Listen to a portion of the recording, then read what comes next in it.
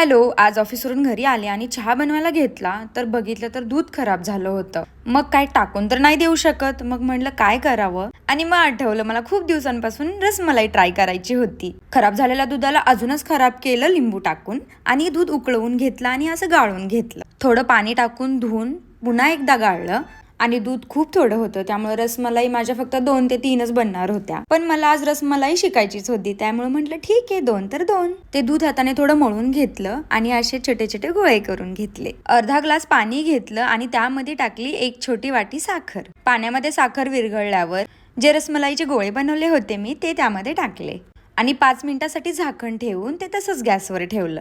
दुसरीकडे कढईमध्ये 1 ग्लास दूध घेतलं, त्यामध्येच 1 वाटी साखर, ड्रायफ्रुट्स आणि केशर टाकलं आणि शेवटी वेलची पूड आणि 5 मिनिटानंतर ते बासुंदी सारखं झालं. मग गॅस बंद केला. एका बाउलमध्ये काढून रसमलाई बनवली होती ती त्यामध्ये डीप केली आणि अर्ध्या ते पाऊण तासासाठी फ्रीजमध्ये ठेवून दिलं. मस्त थंड झाल्यावर रसमलाई खायला घेतली. खरंच खूप छान झाली होती रसमलाई. मी फर्स्ट टाइम ट्राय केली होती पण खूप छान झाली होती. मला वाटत होतं रसमलाई खूप अवघड असेल बनवायला, पण खूप सोपी रेसिपी आहे, त्यामुळे तुम्हीही नक्की ट्राय करा. Okay, bye bye.